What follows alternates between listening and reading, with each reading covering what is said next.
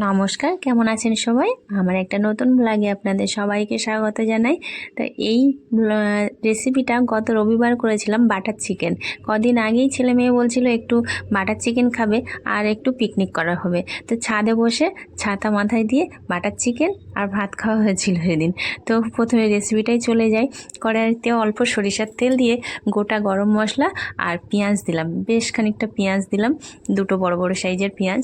তো পেঁয়াজটা ততক্ষণ নরম হচ্ছে, এদিকে আমি চিকেনটাকে মাখিয়ে নিই। প্রথমে লবণ দিয়েছি, তারপরে দিলাম একটু কাশ্মীরি লঙ্কার গুঁড়ো, এটা জাস্ট একটু মানে কালার হওয়ার জন্য। তারপরে 1 চামচ আদা রসুন পেস্ট, বেশ বড় সাইজের। তারপরে জিরের গুঁড়ো আর একটু ধনের গুঁড়োও দিয়েছি, আর দিয়েছি 100 গ্রাম মতো টক দই, বেশ ফেটিয়ে রেখেছিলাম। সেটা দিয়ে কোনো তেল দেবো না, হলুদ দেবো না, একটু ভালো করে মাখিয়ে রাখলাম চিকেনটাকে। মাখিয়ে রেখে আর ঢাকা চাপা দিয়ে রেখে দিয়েছি। আর এদিকে পেঁয়াজটা নরম হয়ে গেছে, তাতে দিলাম 1 চামচ ফের আদা রসুন পেস্ট দিলাম, দিয়ে একটা টমেটো, বড় সাইজের টমেটো কুচি দিলাম, দিয়ে টমেটোটা দিয়ে একটু নাড়াচাড়া করে আর বেশ খানিকটা কাজু বাদাম দিয়ে দিলাম। বেশ কাজু বাদামটা অনেকটাই দিলাম। তো দিয়ে সেটাকে একটু নাড়াচাড়া করলাম, বেশি ভাজবো না, অল্প করে ভাজাভুজি করে। আর একটু নরম হয়ে গেল মশলাটা, মিক্সিং বোলের মধ্যে নিয়ে নিলাম। তো ওটা ততক্ষণ ঠান্ডা হবে। তারপরে এদিকে ম্যারিনেট হয়ে গেছে বেশ অনেকক্ষণ, আধ ঘন্টা না, 15 মিনিট মতো হয়েছে। বেশি করে মানে যতক্ষণ ইচ্ছা রাখা যায়, কোনো অসুবিধা নেই। তো একটু তেল, আমি গোটা রান্নাটাই করেছি সরিষার তেলে, আপনারা চাইলে রিফাইন তেলও করতে পারেন, কিন্তু ওই রিফাইন তেলটা আমরা খাই না, সেই জন্য খুব একটা খাওয়া হয় না। তা একটা ছোট কিউব যে বাটার গুলো, তো আমুলের বাটার, সেইটা দিলাম একটা, দিয়ে যেহেতু বাটার চিকেন করছি, বাটার চিকেন ওই জন্য বাটারটা দিয়েছিলাম, দিয়ে আর ম্যারিনেট করা চিকেনটা হাফ দিয়ে ভাজা ভাজা করে নিচ্ছি।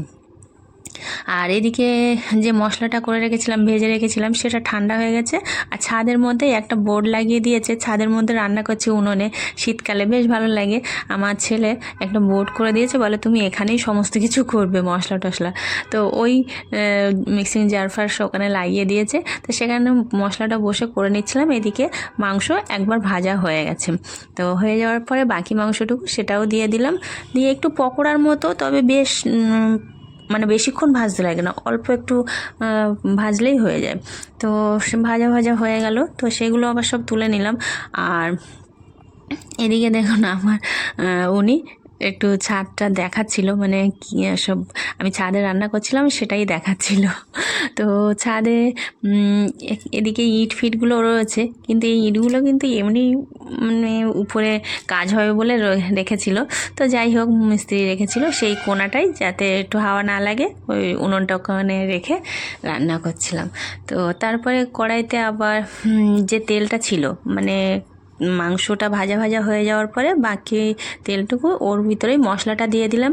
না, ওই যে ভেজে রেখেছিলাম যে মশলাটা, সেই মশলাটা পেস্ট করে সেটাই দিয়ে দিলাম, বাদাম আর মশলা যে পেস্টটা দিয়ে ভালো করে মশলাটা কষিয়ে নিয়ে, আর তারপরে যে ভেজে রাখা চিকেনটা সেটাকে দিয়ে দিলাম, দিয়ে ভালো করে অনেকক্ষণ থেকে কষিয়ে নিলাম সুন্দর করে।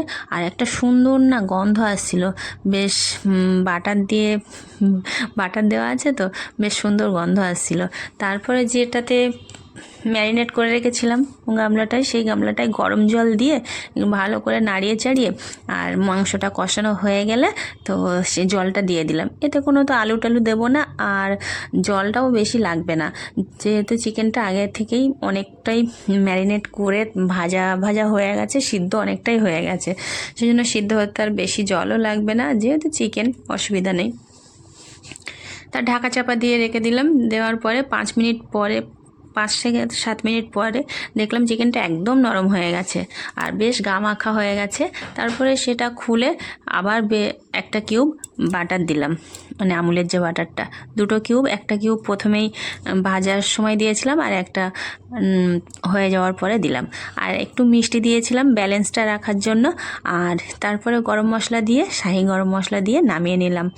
নামিয়ে নিয়ে তারপরে একটু প্লেটে সাজানোর জন্য দেখাচ্ছিলাম।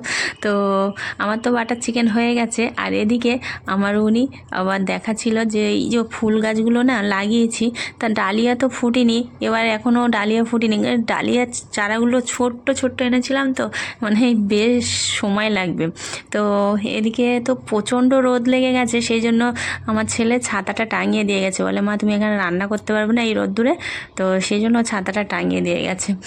তো সেই ছাতার মধ্যে রান্না টান্না করা হয়ে গেছে। এত রোদ্দুরে এখানে বসে খাওয়া তো যাবে না, তো এক সাইড না চিলেকোঠার এক সাইডটা মানে 1টা-1.5টার পরে বেশ ছায়া পড়ে যায়, তো সেখানটায় টেবিলটা সরিয়ে নিয়ে যাওয়া হলো, নিয়ে গিয়ে এবারে 4জনে একসঙ্গে বসে খাওয়া হবে, পিকনিকটাও হয়ে যাবে।